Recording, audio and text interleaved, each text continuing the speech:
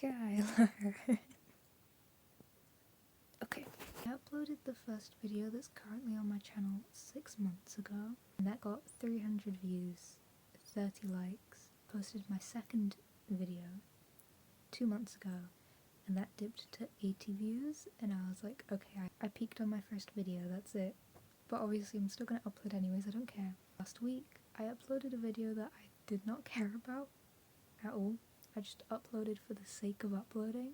I didn't check on it at all really because I wasn't expecting anything to happen. Then I check it today. At the time that I checked it, it had 300 views. Last time I checked how many subscribers I had 80. Now I have 100 subscribers. I've got 500 views on my last video for some reason. Thanks for 100 subscribers. But since I've started posting on YouTube, the thing I've heard the most is people comparing my voice to ASMR, and I was really surprised to hear that. A while ago, started making a video about orcas because orcas are my favourite animal, but I didn't like it because I didn't organize it very well. Organize it? Sorry. I feel like it just wasn't well made, so I scrapped it. Considering how much people say that my voice is like ASMR, I thought I'd read you some bedtime orca facts, or whatever I'm gonna call this video. I know a lot of orca facts, but I wanted to make sure I was right about my orca facts, so I checked a lot of this on Wikipedia, and essentially everything I'm about to say you can find on Wikipedia. Credit to the orca Wikipedia page, I guess. Go look on there if you're interested. And I have something to show you. These are my orca whales. This guy probably would have had a name, but I don't know because I don't keep the tags on these things. This one is called Springer. How do you phrase it? You give money to the people who like track them and stuff, the researchers, and they like give you information about the animal. Springer is one of those.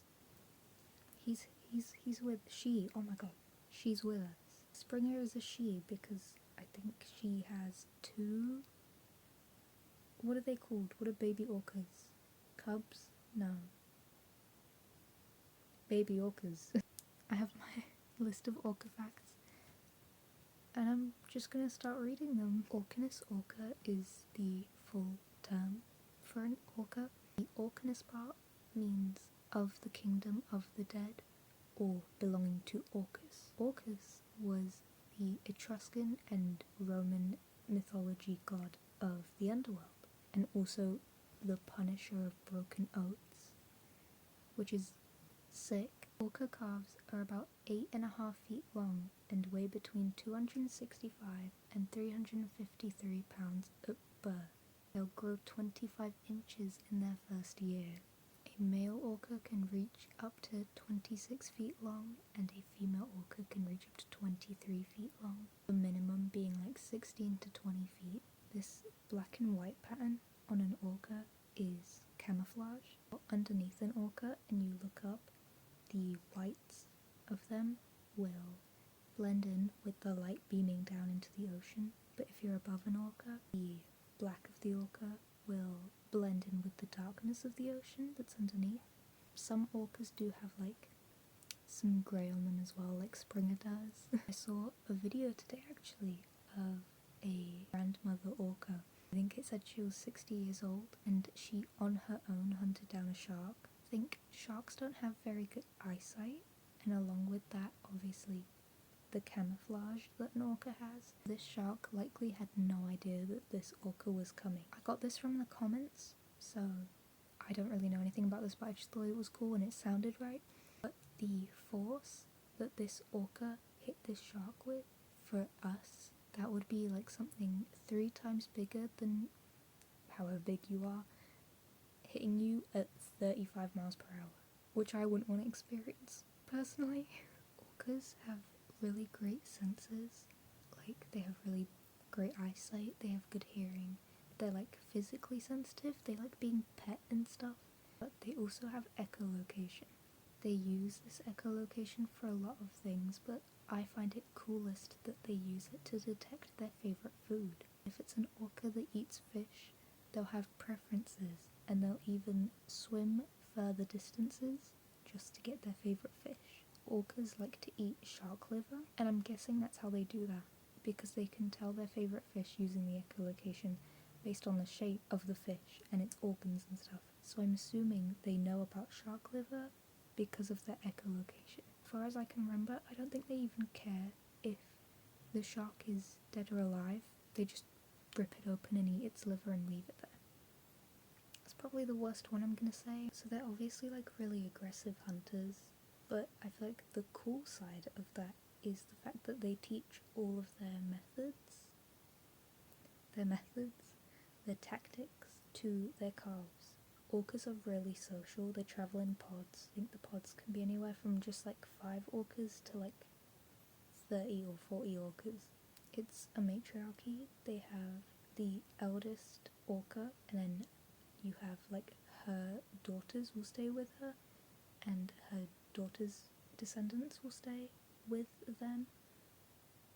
But males will go off to breed. But in these pods and in these families, they will teach their calves to do different hunting tactics, like beaching themselves and then unbeaching themselves to catch seals and things.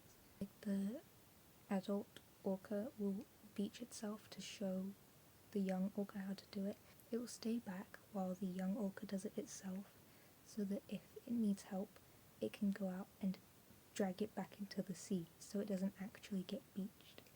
Female orcas will reach menopause, I think around the age of 40, but they live until they're 90, whereas male orcas will die around the age of 40. As social creatures, they do a lot of physical contact and synchronized swimming and synchronized surfacing. You know, when you see them like jumping in and out the water together, that's bonding, really. If they ever get like aggressive, they'll make up afterwards. If they have like a little fallout, they'll make up. One of my like favorite ways I've seen this is they like kiss. I haven't seen like a lot about that, so part of me thought maybe it was like not true. They like lick each other's tongues or like bite each other's tongues, and they like put their bodies up against each other. It's really cute. They have very developed brains. They have more grey matter and more cortical neurons than any other mammal, including us. I don't know what a cortical neuron is. I just wrote it down because it said it. They're incredibly like emotionally developed. I think that's what contributes to how violent they are. We're the same way. It's like my biggest defense for orcas is like, how can you complain about their behavior when you're literally a human being? So being as like smart and loving and social and violent as they are, they're really good problem solvers. One thing is how they would steal fish from long lines. You have to try and come up with a way to fix that. You can't have orcas stealing your fish, but they would figure out each time how to overcome every, barrier that could be put up in their way. They would steal those fish. Orcas are very playful with humans.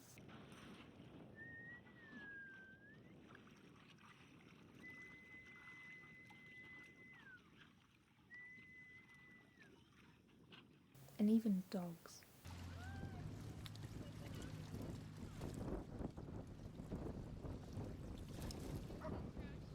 Between 2020 and 2023, 500 sailboats and vessels were sunk or damaged by orcas. I think mostly around Europe, the Mediterranean, I don't know. And the captain of a particular boat described it as seemingly like they knew what they were doing because they only touched the rudders of the boat and left everything else alone. The thing that got me to be such a big fan of orcas was the Free Willy franchise. I think there were like 4 movies. The first one is Willy is the orca, and he's in an aquarium. He was captured when he was a baby. The main character ends up kind of working at this aquarium, and he feels so bad for the orca, and he loves the orca so much that in the end of the movie he gets it freed from the aquarium. In that movie, someone who works at the aquarium is an indigenous man, and he tells this story. I don't remember the story itself. He says something about his culture, some kind of story to do with an orca. And he has this like statue of this orca. I can kind of see the scene in my head, but I do not remember it for the life of me. But as I was checking Wikipedia to make sure my facts were right, there's literally a section dedicated to indigenous cultures' relations with orcas. I'm gonna be honest, I'm not gonna try and pronounce any of these myself, but essentially a lot of tribes, groups, I'm not sure, held orcas in really high regard. There was one that referred to orcas as our relations under the waves. Orcas have killed and injured, I think, 12 people in captivity specifically. In their defense, they are very stressed out in those environments. In the wild, an orca has never intentionally or maliciously hurt a human being. There were only 4 actually stated incidents, one of which being that a dog's barks were mistaken for seals, and then once the orca, I think, realised that that wasn't the case, it left. There have been incidents where orcas have actually bitten someone, but then left. But yeah, those are my orca facts. Orcas are absolutely my favourite animal. I will defend them no matter what. I don't know if I'll cut this in the start of my video or at the end of my video, but just a side note, I guess. Currently trying to get like clips to put in my video, and I went on YouTube probably, oh my god, like 20-30 minutes ago. I went on YouTube to find those clips, immediately forgot, started clicking on videos in my feed, my recommended, watched like 5 to 10 videos and then went on my phone. Somehow I immediately forgot what I was doing. Well, I know how, but anyways. They're so cute. I want one. I want one. Oh my god, they're babies.